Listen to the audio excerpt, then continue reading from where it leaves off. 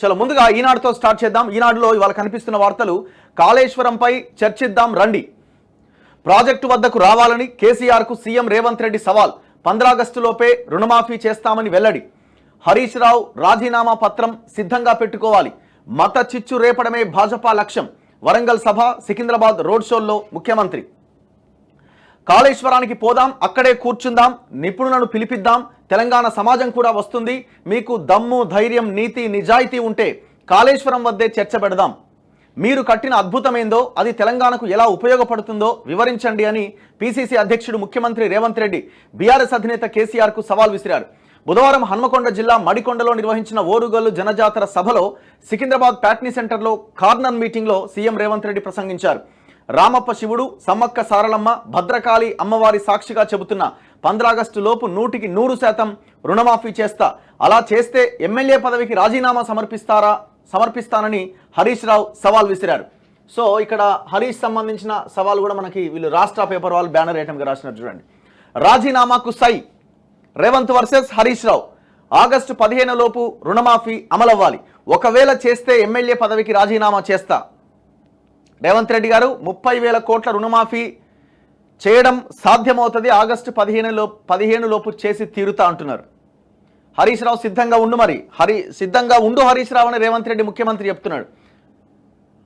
ఇది సవాళ్ళు ప్రతి సవాళ్ళకే మారిపోతుందా, లేకపోతే మన ఇద్దరి మధ్యనే ఫైట్ ఉందని చెప్పుకోవడానికి మన ప్రయత్నం జరుగుతున్నదా? ఇట్లా రకరకాలుగా ప్రత్యర్థి పార్టీలు ఆరోపణలు చేస్తూ ఉన్నాయి.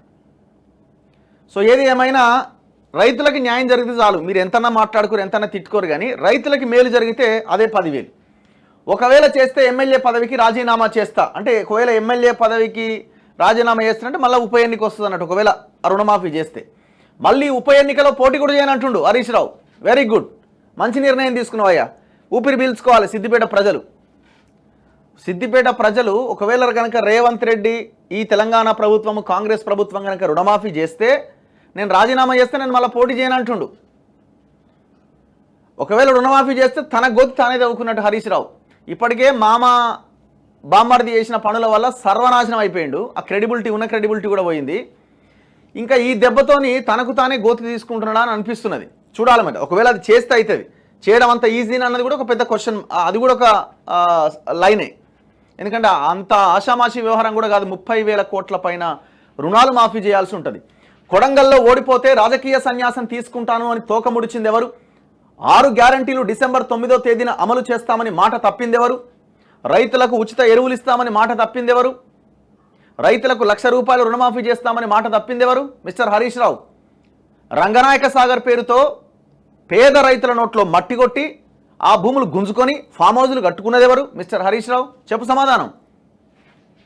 ఇచ్చిన హామీలు అమలు చేయమంటే బీఆర్ఎస్ను రద్దు చేస్తారా అని అడుగుతావా? తొండి మాటలు ఎందుకంటూ సీఎంపై హరీష్ రావు ఫైర్. అవును చేస్తా అని చెప్పాయా, ఏముంది, బీఆర్ఎస్ను రద్దు చేసేస్తాం, మేము శంకరగిరి మాన్యాలు పడతామని చెప్పు. తప్పేముంది, ఆయన చేయడానికి మీకు అంత నమ్మకం ఉన్నప్పుడు చేయొచ్చు కదా. అధికార కాంగ్రెస్ పార్టీని పార్లమెంట్ ఎన్నికల వేళ ప్రతిపక్ష బీఆర్ఎస్ పార్టీ టార్గెట్ చేసింది. అసెంబ్లీ ఎన్నికలకు ముందు ఇచ్చిన గ్యారంటీలను వెంటనే అమలు చేయాలని, లేదంటే రేవంత్ రెడ్డి తన పదవికి రాజీనామా చేయాలని మాజీ మంత్రి సిద్దిపేట ఎమ్మెల్యే సవాల్ విసిరారు. ఇక్కడ రేవంత్ రెడ్డి తోక తెగిన బల్లులు, కేసీఆర్ హరీష్ రావుపై సీఎం ఆగ్రహం.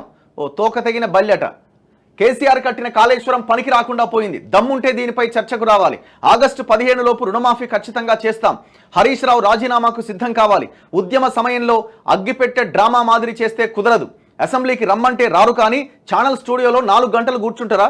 ప్రజా సమస్యలపై కేసీఆర్కు చిత్తశుద్ధి లేదన్న రేవంత్ రెడ్డి సికింద్రాబాద్ వరంగల్లో ఎన్నికల ప్రచారం.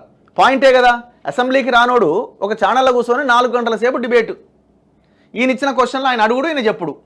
ఒకవేళ పొరపాటున ఆయన తన సహజత్వానికి అనుకూలంగా, అంటే ఆయన అడగాల్సిన క్వశ్చన్ పొరపాటున అడిగితే బెదిరిస్తాడు, లైవ్లనే బెదిరియంగానే బ్రేకు. ఆడ 4 గంటలు కూర్చున్నాడు. మనోళ్ళకి ఏముంది, ఎదురుగా ఎవడు క్వశ్చన్ చేయొద్దు, మనం ఎంతసేపు అయినా మాట్లాడాలి. అప్పుడు అద్భుతంగా చాలా ఉన్న నోరుతోని ఎంత కంపునైనా వదిలేస్తూ ఉంటారు అన్నమాట. ఇప్పుడు పాయింట్ ఇక్కడ రుణమాఫీ ఒక పాయింట్ అయితే, రెండోది కాళేశ్వరం పైన చర్చకు సిద్ధమా అని అడుగుతున్నారు ముఖ్యమంత్రి. మరి చర్చకు సిద్ధమా? వీళ్ళంతా రావాల్సి వస్తుంది. హరీష్ రావు రావాలా, ఇప్పుడు మెదక్ నుంచి పోటీ చేస్తున్న వెంకటరామిరెడ్డి రావాలా, కేసీఆర్ రావాలి, కేటీఆర్ రావాలి, ఈ బ్యాచ్ అంతా రావాలి, ఒక మాఫియా ముఠా ఇది. ఇప్పుడు మీ పిల్లలకి చదువు రాలేదంటే, మీకు వైద్యం అందట్లేదంటే, ఉపాధి రాలేదంటే, ఉద్యోగాలు రాలేదంటే, 1వ తారీఖు జీతాలు రాలేదంటే, రాష్ట్రం ఆర్థిక సంక్షోభంలో కూరుకుపోయిందంటే ప్రధానమైన కారణం కాళేశ్వరం. ఏమంటాడు ఈ కాళేశ్వరం గురించి? ఎంత దుర్మార్గం అంటే మొత్తం ఇంజనీర్ల మీద దోచేసిండు. నేనేమన్నా ఇంజనీర్నా? నేనేదో ముఖ్యమంత్రిగా నేను ఇట్లా చేస్తే బాగుంటుందని నేను చెప్తా, వాళ్ళు కడతారు. నేనేమన్నా ఇంజనీర్నా? అంతకుముందు ఏమన్నాడు? బొట్టు బొట్టు బొట్టు ఆర్చి నేను రక్తం చిందించి కాళేశ్వరం కట్టినా అన్నాడు. ఇప్పుడేమంటుండు? నాకేం సంబంధం, ఇంజనీర్లకు సంబంధం అని ఇంజనీర్ల మీద దోషేసిండు. ఎంత దుర్మార్గమో చూడండి ఒక్కసారి. మరి ఇప్పుడు ఈ సవాల్ని స్వీకరిస్తావా హరీష్ రావు? చాలా అద్భుతంగా ఉంటుంది ఇది. ఇప్పుడు ఈ సవాల్ని స్వీకరించాలి. రుణమాఫీ సవాల్ని రాజీనామా చేస్తానని ఒకవేళ ఉప ఎన్నిక వస్తే పోటీ చేయనన్న హరీష్ రావు, కేసీఆర్ ఇప్పుడు కాళేశ్వరం పోదాం పదా అనే చర్చకు సవాల్ స్వీకరించాలి. గతంలో వీళ్ళు అపోజిషన్లో ఉన్నప్పుడు సవాలు చేస్తే మీరు రాలే, ఓకే, ఇప్పుడు వీళ్ళే అధికారంలో ఉన్నారు, మీకు ఇంకా అద్భుతమైన అవకాశం కదా. ఇప్పుడు సిమెంట్ బస్తాలు ఇసుక బస్తాలు వేసి ప్రాణహిత నుంచి వచ్చే నీళ్ళని అన్నారంలో పోయొచ్చని కేసీఆర్ చెప్తున్నాడు కదా, మరి అదే పని చేయమను. గవర్నమెంట్ వాళ్ళే చెప్తున్నారు, మీరు చేసి చూపించండి ఎట్లనో అని. పదండి, చర్చకు పదండి. కాళేశ్వరానికి పోదాం, అక్కడే కూర్చుందాం, నిపుణులను పిలిపిద్దాం, తెలంగాణ సమాజం కూడా వస్తుంది. మీకు దమ్ము, ధైర్యం, నీతి, నిజాయితీ ఉంటే కాళేశ్వరం వద్దే చర్చ పెడదాం.